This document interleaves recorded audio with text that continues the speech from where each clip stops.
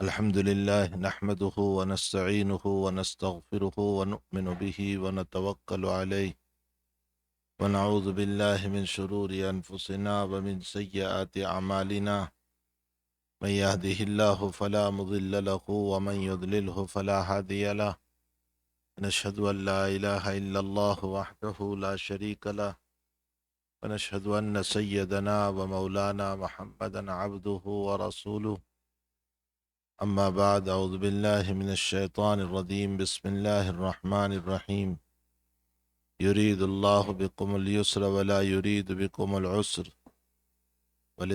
ولتكملوا العدة ولتكبروا الله على ما هداكم ولعلكم تشكرون وإذا سألك عبادي أني فإني قريب أجيب دعوة الداعي إذا دعان فليستجيبوا لي وليؤمنوا بي لعلهم يرشدون وقال الله تعالى اليوم أكملت لكم دينكم وأتممت عليكم نعمتي ورضيت لكم الإسلام دينا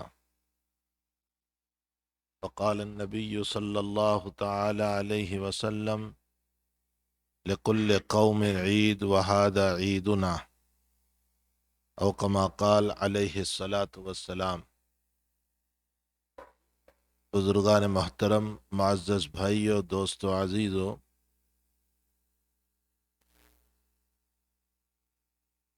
آج کا دن اللہ تعالیٰ نے ہمارے لیے یوم السرور بنایا ہے، خوشی کا دن بنایا ہے، عید کا دن بنایا ہے۔ اللہ تعالیٰ ہم سب کو اور دنیا کے مسلمانوں کو عید کی خوشیاں مبارک فرمائیں۔ حضرات صحابہ کرام رضوان اللہ تعالی علیہ مجمعین کا معمول تھا کہ عید کے دن جب ایک دوسرے سے ملتے تھے تو آپس میں تقبل اللہ لنا ولکم کہتے تھے۔ یہ سنت ہے اور اس سنت پر ہم سب کو عمل کرنا چاہیے۔ تقبل اللہ منا ومنکم، ہماری طرف سے اللہ ہمیں بھی قبول فرمائیں اور آپ کو بھی قبول فرمائیں۔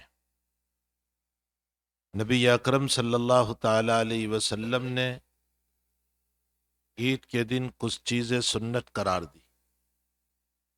اس میں پہلی چیز جو سنت قرار دی وہ یہ ہے کہ انسان غسل کرے، یہ سنت ہے۔ اس کے بعد نئے کپڑے پہنے، یہ سنت ہے۔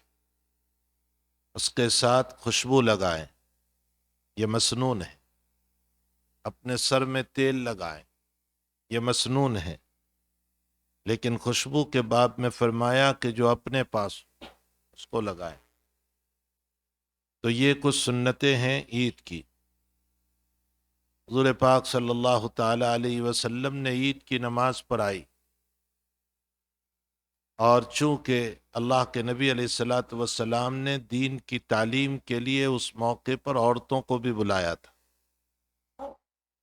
نماز کے لیے اسپیشل نہیں بلایا تھا، یہ مسئلہ یاد رکھیں۔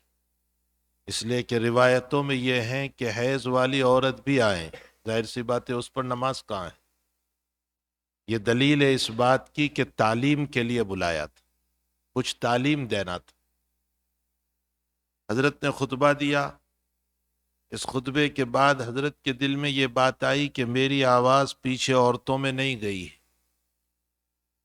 تو آپ عورتوں میں خود تشریف لے گئے، اور عورتوں میں جا کر پھر آپ نے مستقل بیان دیا، اور اس بیان میں فرمایا کہ یا معشر النساء تصدقن فإنی رأیتکن اکثر اہلہا النساء، اے عورتوں کی جماعت صدقہ کرو، اس لیے کہ میں نے تم کو کثرت سے میجورٹی میں جہنم میں دیکھا۔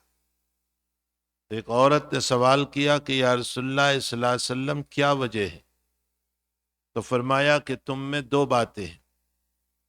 پہلی بات تو یہ ہے کہ تکفرن العشیر، تم شوہر کی نافرمانی بہت کرتی ہو، اور دوسری بات یہ ہے کہ تکثرن اللعنہ، تم لعنت اور غیبت بہت کرتی، اور یہ دونوں عمل جو ہیں وہ جہنم میں لے جانے والے۔ اس لیے حضرت نے فرمایا کہ تم صدقہ کرو۔ کیا صدقے سے یہ دونوں گناہ معاف ہو جائیں گے؟ معاف نہیں ہوتے، لیکن اصل میں اس طرح کے گناہوں کی بنیاد پر اللہ کی طرف سے اگر عذاب یا لعنت اور حالت اترنے والی ہو اللہ کے غصے کی وجہ سے، تو صدقہ جو ہے الصدقۃ تطفئ غضب الرب، صدقہ اللہ کے غصے کو ٹھنڈا کر دیتا ہے، تو جس کی وجہ سے آنے والے حالات رک جاتے ہیں۔ اس لیے نبی اکرم صلی اللہ علیہ وسلم نے فرمایا کہ صدقہ کرو۔ جب حضرت نے ان کو صدقے کی تعلیم دی تو ساتھ میں حضرت بلال رضی اللہ تعالیٰ عنہ تھے، تو حضرت بلال رضی اللہ تعالیٰ عنہ نے یوں کپڑا پھیلا دیا، جو آپ کے پاس کپڑا تھا اس کپڑے کو یوں پھیلا دیا اور عورتوں میں یوں چلے، تو عورتوں کے پاس کان کی جو ایئرنگ تھے یا ہاتھ میں جو رنگ اور انگوٹھی تھی یا نیکلیس تھے گلے کے، اس زمانے کے اعتبار سے جو تھا عورتوں نے اسی وقت نکال کر صدقہ کر دیا۔ یہ جذبات تھے اس زمانے کی عورتوں کے صدقے کے باب میں، اور ہمیں یہ کہنا پڑتا ہے کہ اپنا صدقۃ الفطر نکالو۔ یہ عجیب ہے، اس زمانے کی عورتوں کا یہ حال تھا کہ اپنے فکر میں اپنے پہنے ہوئے عید کے دن کے زیورات دے دیے، اور ہمیں اپنا ایک مسئلہ یاد رکھے۔ چلیے صدقۃ الفطر کی بات آئی تو صدقۃ الفطر کی حقیقت کیا ہے؟ علامہ ابن رجب حنبلی رحمۃ اللہ تعالی علیہ وغیرہ اکابر نے لکھا ہے صدقۃ الفطر کے متعدد فوائد ہیں۔ ایک فائدہ تو یہ ہے کہ غریب کا تعاون، اس میں دوسرا فائدہ یہ ہے کہ رمضان المبارک میں روزوں میں مجھ سے جو کوتاہیاں ہو گئی تو جیسے نماز کی کوتاہی کے لیے سجدہ سہو ہے، اور اسی طرح دوسری طرف حج کی کوتاہی کے لیے شریعت نے دم رکھا ہے، اسی طرح رمضان میں زکوٰۃ کی کوتاہی کے لیے نفلی صدقات ہے، اسی طرح رمضان میں ہمارے روزوں میں جو کوتاہیاں ہو گئی ہے تو وہ صدقۃ الفطر دے دیں تاکہ اللہ اس کے ذریعے سے رمضان کی کوتاہیوں کو پورا کر دے، معاف کر دے، نہیں پورا کر دے، یعنی ہمارے روزے مکمل ہو جائیں اور وہ کوتاہیوں کو اللہ تعالیٰ درگزر کر دے۔ تو سودا سستا ہے کہ $20-25 دے دیں اپنی طرف سے اور پورے رمضان کے روزوں کو صحیح کر لے، اس سے بڑھ کر سستا سودا کیا ہو سکتا ہے؟ اور میں جو ہے اس سے پہلے بھی حضرت نے بھی کہا تھا، میں بھی کہتا ہوں کہ یہ جو $10 کہے گئے ہیں یہ منیمم ہے، ورنہ نبی اکرم صلی اللہ علیہ وسلم کے زمانے میں کھجور سے بھی لوگ صدقۃ الفطر دیتے تھے، پنیر سے بھی دیتے تھے، کشمش اور گریپس، سوکھی گریپس سے بھی دیتے تھے، اور اگر گریپس سے، پنیر سے، کھجور سے دینا ہو تو 3.5 kg ہے، اور گیہوں یا گیہوں کے آٹے سے دینا ہو تو 2.25 kg ہے۔ تو یہ جو $10 کا حساب لگایا گیا ہے یہ گیہوں کے اعتبار سے لگایا گیا ہے، ورنہ فی زماننا کھجور کا حساب اگر لگایا جائے تو جو کھجور ہم کھاتے ہیں وہ کھجور کی قیمت لگائی جائے تو کم سے کم $40 قریباً ہے، جو 3.5 kg کے بنتے ہیں۔ اسی طرح کشمش کا بھی لگایا جائے تو 40 کے اگر ایک پرسن اپنی ایک کی طرف سے $50 اور $50 دے کر بھی رمضان کی کوتاہیاں پوری ہو جاتی ہو تو سودا بہت سستا ہے۔ میرا بیٹا شاپنگ کے لیے نکلتا ہے تو ایک پینٹ $100 کی خرید کر لے آتا ہے، ایک ٹی شرٹ $50 کا خرید کر کے لے آتا ہے۔ حقیقت یہ ہے کہ ہمارا نظام اور ہماری سوچ اور ہماری تھنکنگ ایسی ہو گئی ہے، اللہ مجھے اور آپ کو سب کو معاف فرمائے۔ ہمیں دنیا کے باب میں میکسیمم ہے اور دین کے باب میں منیمم ہے، دین کے باب میں جتنا کم ہو اتنا، اور دنیا کے باب میں میکسیمم کا مسئلہ ہے، کتنا ہی مہنگا کیوں نہ ہو، بلکہ اہل دکان اگر ہمیں بتانے لگے تو ہم کہتے ہیں اس سے مہنگا ہو تو بتاؤ، اس سے اچھا ہو تو بتاؤ۔ تو دنیا کے باب میں حالانکہ یہ ساری چیزیں جسم کو زینت دینے والی ہے، اور میرا صدقۃ الفطر میرے روح کو زینت دینے والا ہے، میرے اندر کو خوبصورت بنانے والا ہے۔ تو جو اندر کو خوبصورت بنائے، حضرت الامام غزالی رحمۃ اللہ تعالی علیہ نے ایک جملہ نقل کیا ہے، احیاء العلوم میں حضرت نے فرمایا کہ جب انسان کا جنازہ چلتا ہے تو اللہ کی طرف سے فرشتہ یوں کہتا ہے، یا ابن آدم انت تزینت للناس ولا تزین لی، اے آدم کی اولاد، اے انسان، تو ساری زندگی دوسروں کے لیے خوبصورت بنتا رہا، میرے لیے تو کبھی خوبصورت نہیں بنا ہے۔ تو نے دنیا کو بہت دکھایا کہ میرے کپڑے عالی ہو، میرے شان عالی ہو، میں بلند سے بلند رہوں، میرا اسٹیٹس اونچا ہو۔ ہاں آج میرا اسٹیٹس بہت بلند ہو، میں سب کے اوپر فائق رہوں، تو لوگوں کے لیے مزین ہوتا رہا، میرے لیے تو خوبصورت کبھی نہیں بنا۔ اگر تو میرے دربار میں کھڑا ہو کر اپنی پیشانی کو رگڑتا، یہ میرے لیے مزین تھا۔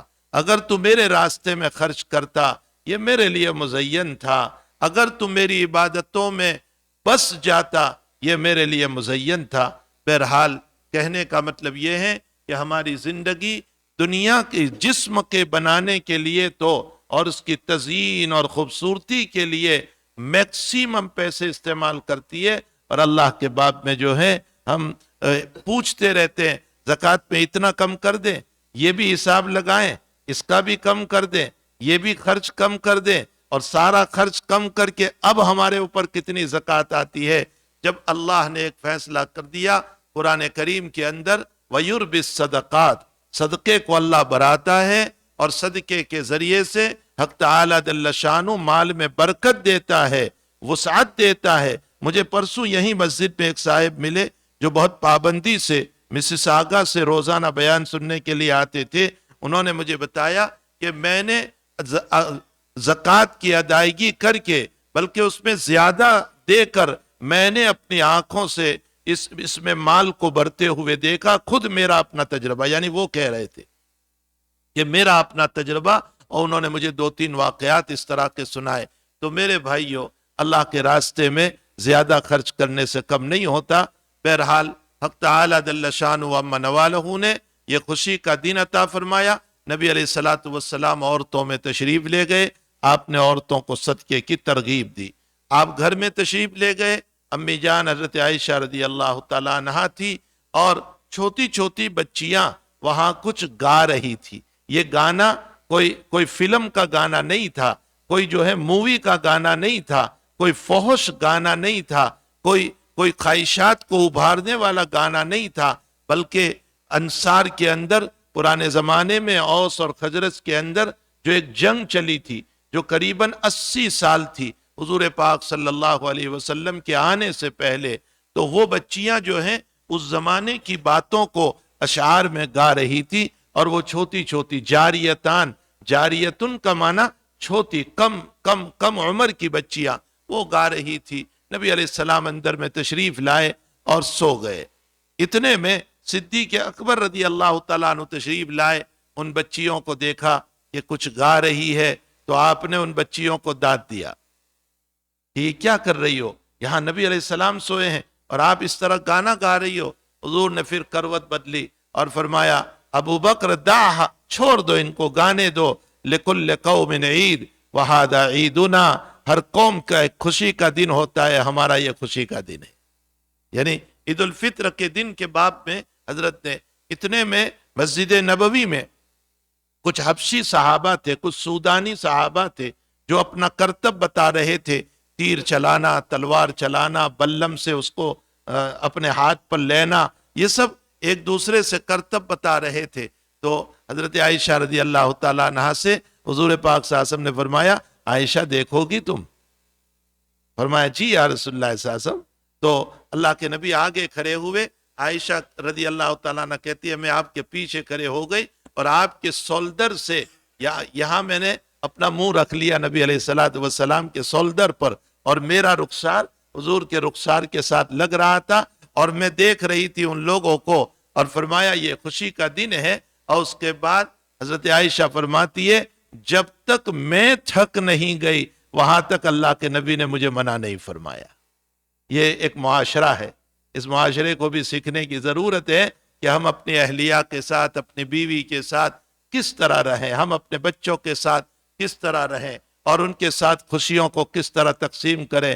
یہ تو گھر میں عجیب و غریب ماحول ہو گیا ہے، شوہر اپنا فون لے کر بیٹھا ہوا ہے، بیوی اپنا فون لے کر کے بیٹھی ہوئی ہے، ہر ایک اپنے اپنے فون میں مست ہے، بیوی کا شوہر فون ہے، شوہر کی بیوی فون ہو گئی ہے، ہر ایک اپنے ہی معاملے میں مشغول ہے، ایک دوسرے کو پیار دینے کے لیے، محبت دینے کے لیے تیار نہیں ہے۔ اسی لیے آج اتنے سارے طلاقوں کے مسئلے ہو رہے ہیں، اور محبتوں کے اندر جو ہے مسائل بجائے محبتوں کے طلاق تک جا رہے ہیں۔ اللہ تعالیٰ امت کو صحیح سمجھ نصیب فرمائے۔ تو حضور پاک صلی اللہ تعالیٰ علیہ وسلم نے عید کے دن نماز پڑھی، اور یہ عید کے دن کی نماز بڑی عجیب و غریب نماز ہے۔ ہر جمعہ کے خطبے میں آپ دیکھتے ہیں خطبہ پہلے ہے، نماز بعد میں ہے، لیکن عید کے دن پہلے نماز ہے اور اس کے بعد خطبہ ہے۔ اس میں حکمت ہمارے بزرگوں نے یہ بیان فرمائی کہ پورا مہینہ روزہ رکھ کر اس کے روح کے اندر جو تازگی آ چکی ہے، جو بلندی آ چکی ہے، جو اللہ سے قربت آ چکی ہے، تو یہ اپنی پیشانی کو اللہ کے سامنے شکر کے طور پر بہت جلد رگڑنا چاہ رہا ہے، بہت جلد سجدے میں جانا چاہ رہا ہے۔ تو اللہ تعالیٰ نے بھی اس کے جذبات کی قدر کی اور فرمایا کہ اچھا پہلے نماز پڑھ لو تاکہ تم میرا شکریہ ادا کر لو، اور تمہارے جذبات اور تمہارے دل کے جو جذبات ہے وہ پورے ہو جائیں، تب جا کر کے تم مسئلے مسائل کی باتوں کو سننا، یعنی تب جا کر کے تم خطبے کو سننا۔ اس لیے ہمارے جذبات اور ہمارے شکر کو ادا کرنے کے لیے ہماری نماز کو عید کے دن پہلے رکھا گیا، اور اس میں زائد تکبیریں اس لیے رکھی گئی کہ یہ شکرانہ ہے، اور شکرانے کے اندر اللہ کی تکبیر کثرت سے بیان کی جاتی ہے۔ اسی لیے مستحب یہ ہے کہ عید الفطر کے اندر آہستہ آہستہ، اور عید الاضحیٰ کے اندر زور سے اللہ اکبر لا الہ الا اللہ واللہ اکبر وللہ الحمد، اس کو پڑھا جائے۔ یہ اللہ کا شکر ہے اور اپنے جذبات کا اظہار ہے، اور اسی لیے ان دونوں نمازوں کے اندر زائد تکبیروں کو رکھا گیا۔ عید الفطر کے اندر جناب رسول اللہ صلی اللہ علیہ وسلم نے فرمایا کہ نماز سے پہلے مستحب اور سنت یہ ہے کہ کچھ کھا کر آؤ، آج کے دن میں کچھ کھا کر آؤ۔ ہمارے حضرت شیخ مولانا محمد زکریا صاحب نور اللہ مرقدہ کی خانقاہ چونکہ چلتی تھی اور بہت سے لوگ خانقاہ کے اندر آتے تھے، تو حضرت کا معمول تھا کہ عید کے دن فجر کی نماز کے بعد فوراً صفوں کے اندر لوگوں کو کھجور تقسیم کیا جاتا تھا اور زمزم کا پانی تقسیم کیا جاتا تھا، تاکہ عید سے پہلے نبی کی سنت ادا ہو جائے۔ یہ بہت پیاری سنت ہے۔ یہ سنت کے اندر حکمت کیا ہے؟ حکمت یہ ہے کہ اللہ جب تک تو نے روزہ رکھنے کو کہا تھا ہم نے روزہ رکھا، آج تیری ضیافت ہے، تیری مہمانی ہے، اور تو نے منع کیا ہے تو ہم مکمل تیری اتباع کر رہے ہیں، آج روزہ نہیں رکھ رہے ہیں اور ہم کھانا کھا رہے ہیں۔ اس کو ثابت کرنے کے لیے جناب رسول اللہ صلی اللہ علیہ وسلم نے فرمایا کہ سنت یہ ہے کہ عید الفطر میں عید کی نماز سے پہلے جو ہے انسان کچھ کھا لے، کچھ بھی کھا لے، کھجور کھا لے یا زمزم پی لے یا اپنے گھر کی کوئی چیز کھا لے۔ اور عید الاضحیٰ کے اندر سنت یہ قرار دیا گیا کہ نماز سے پہلے کچھ نہ کھائیں، سنت ہے، اگر کھا لیا کوئی حرج نہیں، کوئی گناہ نہیں، سنت یہ ہے کہ نہ کھائیں، بلکہ عید الاضحیٰ کے اندر نماز کے بعد فوراً اپنی قربانی سے فارغ ہو کر اپنی قربانی کا گوشت کھائیں، اس لیے کہ اللہ کی ضیافت ہے، اللہ کی مہمانی ہے۔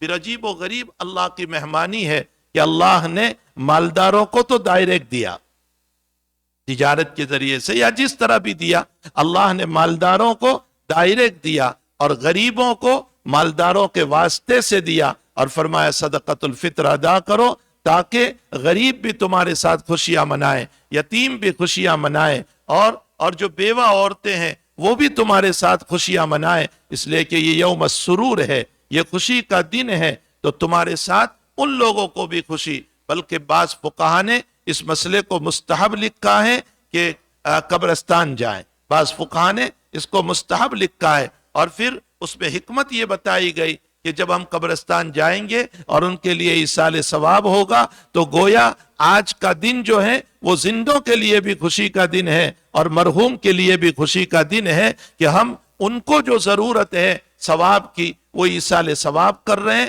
اور ہم زندوں کو جو بیچارے غریب ہے، یتیم ہیں، ان کو ہم اپنے صدقۃ الفطر اور اپنے مال کے ذریعے سے ان کا تعاون کر رہے ہیں، ان کی نصرت کر رہے ہیں، تاکہ پوری دنیا اللہ کے دسترخوان کے اوپر خوشیاں منائے۔ آج اللہ کا دسترخوان لگا ہوا ہے، اس دسترخوان پر امیر کو بھی خوشیاں منانا ہے، غریب کو بھی خوشیاں منانا ہے، زندہ کو بھی خوشیاں منانا ہے، مرحوم بھی اپنی جگہ ہمارے ایصال ثواب کی وجہ سے، ہمارے قبر پر حاضری اور ان کو قل هو اللہ شریف وغیرہ پڑھ کر ایصال ثواب کرنے کی وجہ سے ان کو بھی خوشیاں ہوتی ہے۔ بہرحال یہ یوم السرور ہے، لیکن یہ یاد رہے ہمارا یوم السرور جو ہے وہ حدود شریعت کے اندر ہو، مووی نہ دیکھیں، فحش کام نہ کریں، بدکاریاں نہ کریں۔ ساری دنیا کی خوشیاں، شراب پینا، ناچنا، ڈرگس، دنیا بھر کی ہے، ہماری خوشی عبادت میں ہے۔ اللہ تعالیٰ نے ہمارے لیے عبادت رکھی اور عبادت کے اندر خوشی ہے، اس لیے خصوصاً میرے جوانوں کو میں کہتا ہوں اپنی آنکھوں کی حفاظت، غلط کاموں سے اپنے آپ کو بچاؤ، گندے کاموں سے اپنے آپ کو بچاؤ۔ اور ایک لمبا واقعہ میں ایک مختصر طور پر عرض کر دوں۔ حضرت طلحہ بن برا رضی اللہ تعالیٰ عنہ، ینگ صحابی، بالکل نوجوان، بہت بیمار ہو گئے، کوبا میں رہتے تھے۔ حضرت عیادت کے لیے پہنچے، حالت دیکھ کر فرمایا میرا طلحہ اب جیے گا نہیں، اس کی موت ہو جائے تو مجھے اطلاع کرنا، میں آؤں گا، جنازے کی نماز پڑھوں گا۔ طلحہ کو پتا چلا، طلحہ نے کہا اگر دن میں انتقال ہو تو نبی کو اطلاع کرنا، رات میں انتقال ہو تو نبی کو اطلاع نہ کرنا۔ سارے لوگ کہتے ہیں کہ لوگ تمنا کرتے ہیں نبی کی اور تم منع کر رہے ہو، تو انہوں نے کہا کہ میرا نبی رات میں میری محبت میں آئے گا، ایسا نہ ہو کہ راستے میں یہود کے قبیلے ہیں، میرے نبی کو ایذا پہنچ جائیں۔ میں نے زندگی میں تکلیف نہیں پہنچائی، وفات کے بعد بھی نہیں چاہتا ہوں کہ آپ کو میری وجہ سے ایذا پہنچے۔ اللہ کا کرنا، رات میں موت ہوئی، رات ہی میں تدفین ہو گئی۔ صبح کو نبی علیہ السلام کو اطلاع ہوئی، حضرت قبر پر تشریف لائے اور آپ نے جو دعا فرمائی طلحہ کے لیے، یہ کسی صحابی کے لیے نہیں۔ اللہم الق طلحۃ وانت تضحک الی وہو یضحک الیک۔ اے اللہ، میرا طلحہ تیرے پاس آ چکا ہے، تو میرے طلحہ سے اس طرح ملنا کہ تو اسے دیکھ کر ہنس رہا ہو اور میرا طلحہ تجھے دیکھ کر ہنس رہا ہو۔ فرمایا یا رسول اللہ، آپ نے اتنی بڑی دعا دے دی اس جوان کو۔ فرمایا ان طلحۃ یحب اللہ ورسول، فرمایا طلحہ اللہ اس کے رسول سے محبت کرتا تھا، اللہ اس کے رسول کی محبت پر زندگی گزارو، کامیابی ہے، اس سے ہٹیں گے تو ناکامی ہے۔ اللہ ہم سب کو خوشیاں مبارک فرمائے۔ وصلی اللہ علی النبی الکریم برحمتک یا ارحم الراحمین۔ Bismillah ar-Rahman ar-Rahim. Allah, I'm going to translate briefly what the Shaykh has mentioned. To begin, he starts with the verse of the Quran, يُرِيدُ اللَّهُ بِكُمُ الْيُسْرَ وَلَا يُرِيدُ بِكُمُ الْعُسْرَ. And he begins this speech by saying that today is the day of Eid, which means it is the day of happiness for each and every one of us. The Sahaba radiyallahu ta'ala anhum, they used to say to one another at the time of the Messenger sallallahu alaihi wasallam, تَقَبَّلَ اللَّهُ مِنَّا وَمِنْكُمْ صالح al-a'mal, that may Allah subhanahu wa ta'ala accept all of our good deeds. This is the sunnah, and this is something that each and every one of us should practice to say to one another as well. There are some sunnahs for the day of Eid. He begins by mentioning 4 of them. He says that the very first one is to do ghusl. The second one is to put on some new clothes. The third one is to make sure that we smell nice, put good perfume on. And lastly, to oil the hair. So all 4 of these things, these are sunnah for the day of Eid. The Messenger sallallahu alaihi wasallam, he led the Eid prayer, and he called the women on the day that he led the prayer. And we have to keep in mind, he mentions one point here, that the calling of the women to the Eid Salah was not necessarily for the sake of the prayer itself, but rather for ta'aleem, which means that he wanted to teach them something. And we know this because in the different riwayat and the different narrations, it is mentioned that some of the women that were present at the time were menstruating, which obviously means that Salah is not obligated upon them. So the reason that they were there was actually for ta'aleem. And the Messenger sallallahu alaihi wasallam, what was it that he wanted to teach them? He mentioned to them that I see a lot of women in Jahannam, in the hellfire. And the women that were sitting there, they were surprised, and one of them asked the Messenger sallallahu alaihi wasallam, why is that? Why do you see so many of us in the hellfire? So he mentioned 2 things. He said that number 1, you are not grateful of those things that your husband gives you. You disobey your husband. That's the first thing. And the second thing he said was that there's a lot of slander and complaint that goes around amongst the women folk. These are two habits that are the reason why I have seen a lot of women in Jahannam. And when he mentions this, he also mentions something along with it to help and to assist this matter. The Messenger ﷺ mentions sadaqah. He says to give sadaqah. And the Shaykh mentions over here that sadaqah may not necessarily forgive these sins. Without asking tawbah, sadaqah may not necessarily be enough just to forgive the sins. But what sadaqah does do is it cools the wrath of Allah subhanahu wa ta'ala. And any calamity that was to befall this person in the future, Allah subhanahu wa ta'ala removes that calamity. And that's the point he wants to make over here with the sadaqatul fitr. The sadaqah that we give on the day of Eid.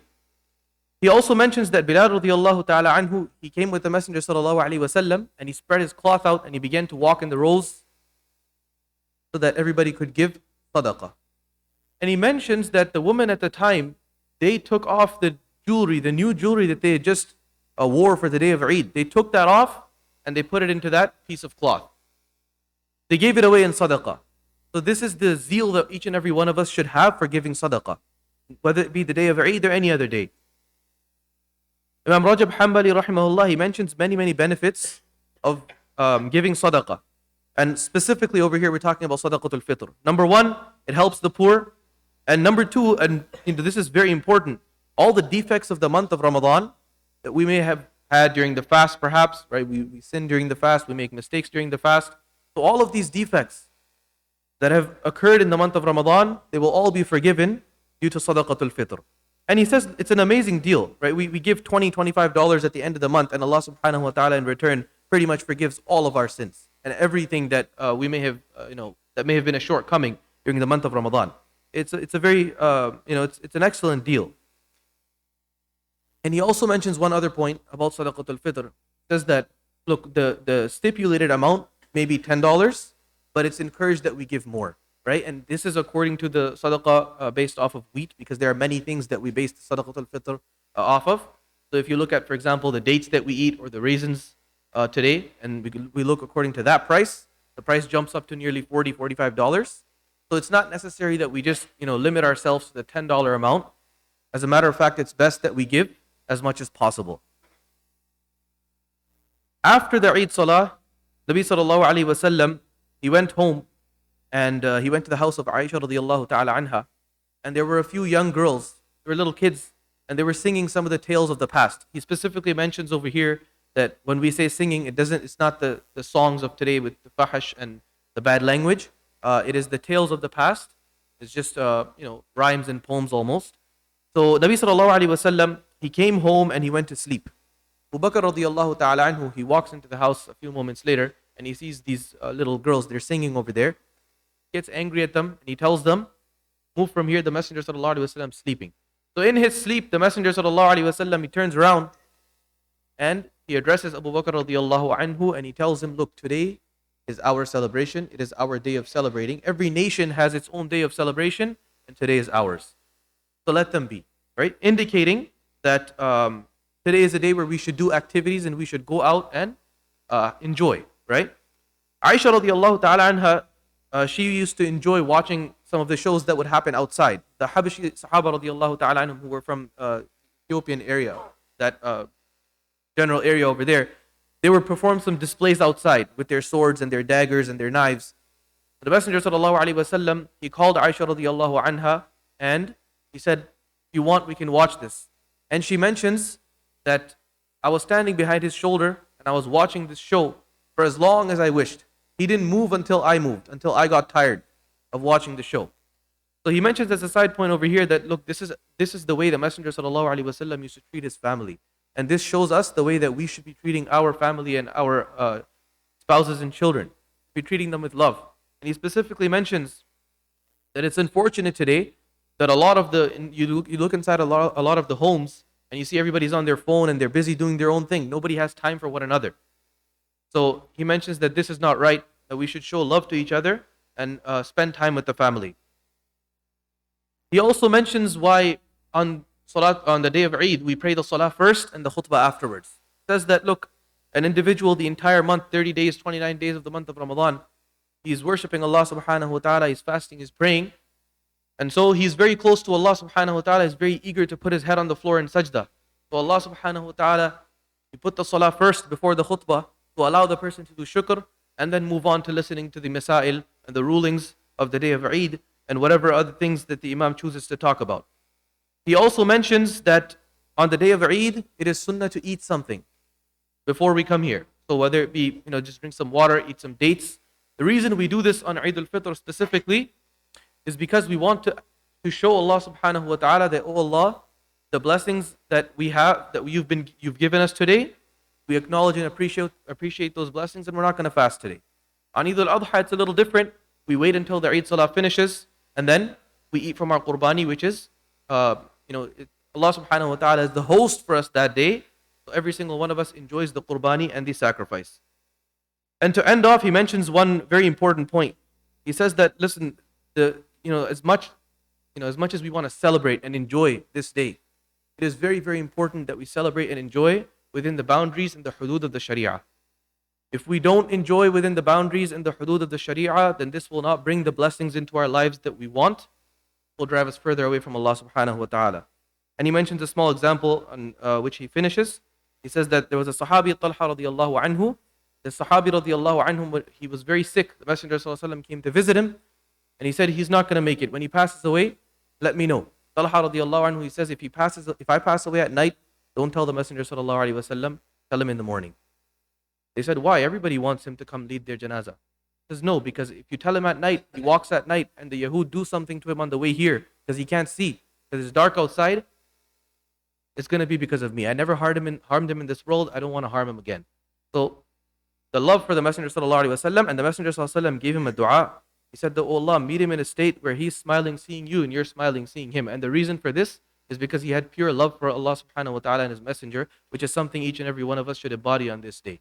Jazakallahu khair. Allahu Akbar.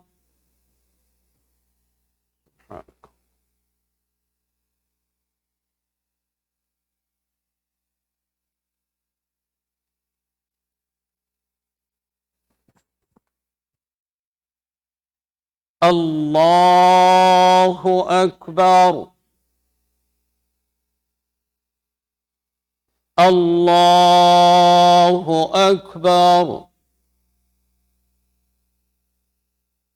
Allahu Akbar.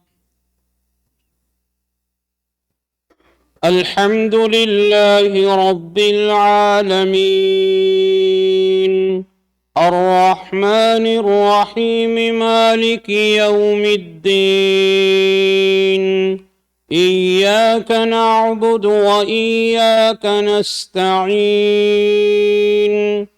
اهدنا الصراط المستقيم صراط الذين أنعمت عليهم غير المغضوب عليهم ولا الضالين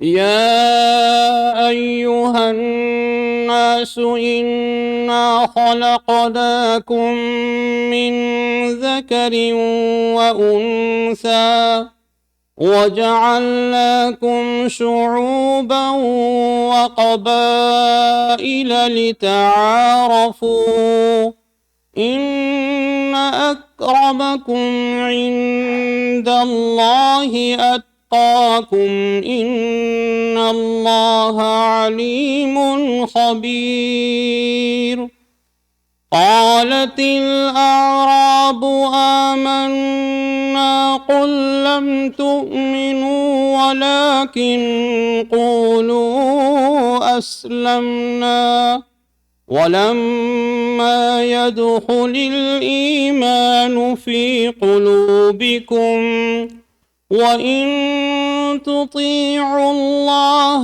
ورسوله لا يلدكم من أعمالكم شيئا إن الله غفور رحيم إنما المؤمنون الذين آمنوا بالله ورسوله ثم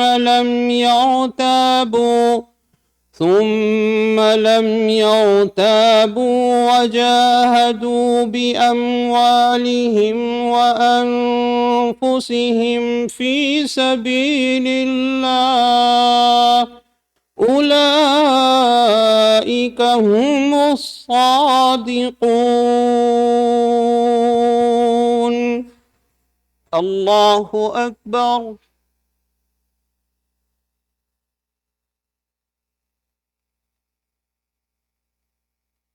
سبحان ربي. سمع الله لمن حمده.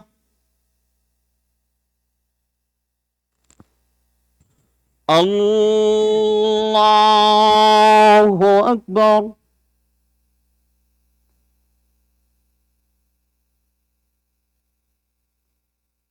سبحان ربي. الله أكبر. الله أكبر.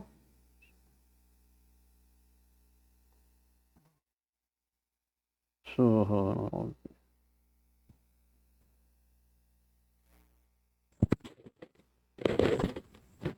الله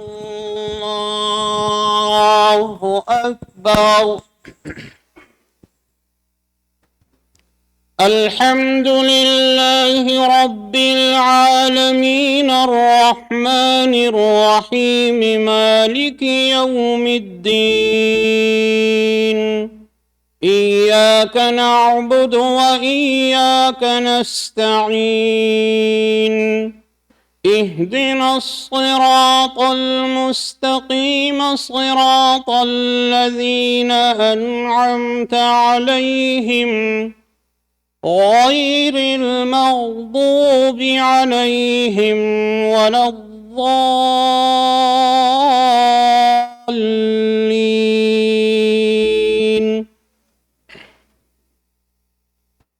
قل أتعلمون الله بدينكم والله يعلم ما في السماوات وما في الأرض والله بكل شيء عليم.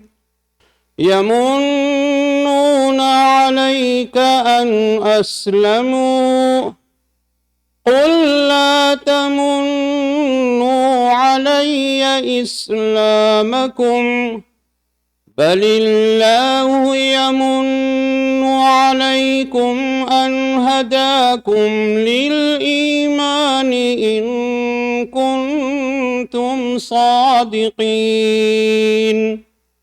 إن الله يعلم غيب السماوات والأرض والله بصير بما تعملون. الله أكبر. الله أكبر. الله أكبر. الله أكبر.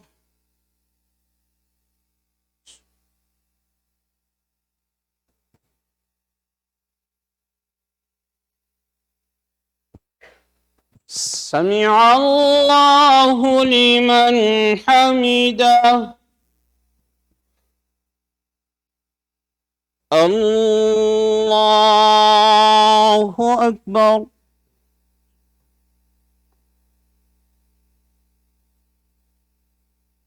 سبحان ربي. الله أكبر. الله أكبر.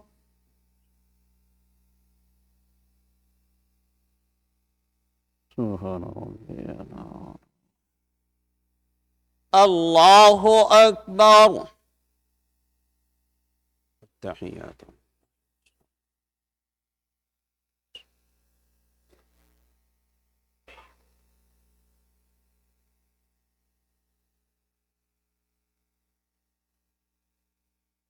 أشهد أن لا إله إلا الله.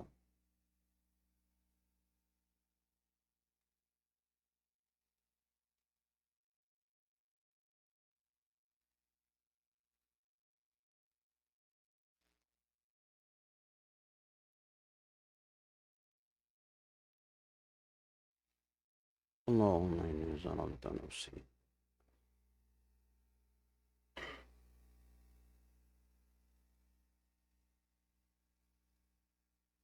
السلام عليكم ورحمة الله.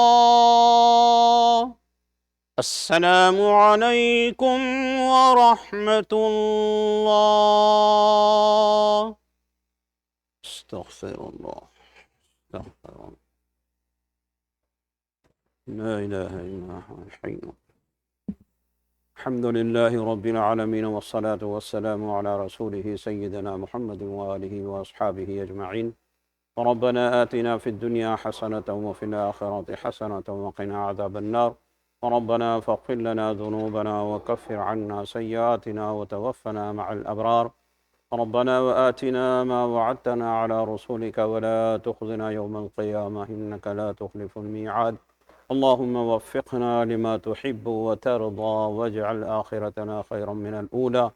اللهم حبب إلينا الإيمان وزينه في قلوبنا وكره إلينا الكفر والفسوق والعصيان واجعلنا من الراشدين. اللهم اجعلنا من الذين لا خوف عليهم ولا هم يحزنون. اللهم إنك عفو تحب العفو فاعف عنا. اللهم اغفر لنا ولوالدينا ولأساتذتنا ولمشايخنا ولأقاربنا ولأصدقائنا ولمن أوصانا بالدعاء ولجميع المؤمنين والمؤمنات والمسلمين والمسلمات الأحياء منهم والأموات إنك سميع قريب مجيب الدعوات. اللهم تقبل صيامنا وتلاوتنا. اللهم تقبل صيامنا وتلاوتنا وذكرنا.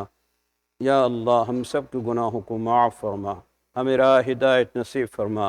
یا اللہ آج کے اس مبارک دن میں سب کی مغفرت فرما دیجئے، سب کو دنیا و آخرت کی بھلائیاں نصیب فرمائیے۔ یا اللہ دنیا میں آپ کے اور آپ کے رسول کے احکامات کے مطابق زندگی گزارنے کی ہمیں توفیق نصیب فرما، اور آخرت میں ہم سب کو اپنی رضامندی اور اپنی ہمیشہ کی نعمتوں سے ہمیں نواز دیجئے۔ ربنا تقبل منا إنك أنت السميع العليم وتب علينا إنك أنت التواب الرحيم. وصلى الله تعالى على خير خلقه سيدنا محمد وآله وأصحابه أجمعين برحمتك يا أرحم الراحمين. الله أكبر الله أكبر لا إله إلا الله والله أكبر. الله أكبر ولله الحمد. الحمد لله معيد الجمع والأعياد ومبيد الأمم والأجناد وجامع الناس اليوم لا ريب فيه إن الله لا يخلف الميعاد. الله أكبر الله أكبر لا إله إلا الله والله أكبر. الله أكبر ولله الحمد.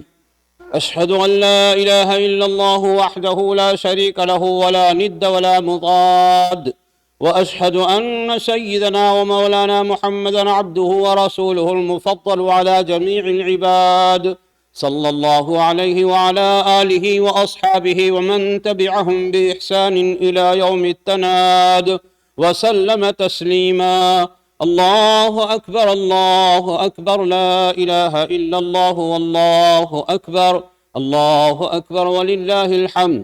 أما بعد، فيا أيها الناس، اتقوا الله سبحانه وتعالى واشكروه على ما من به عليكم من إكمال شهر الصيام، واسألوه أن يتقبل منكم ما قدمتموه فيه من الصيام والقيام، وأن يغفر لكم ما حصل منكم فيه من تقصير أو أجرام.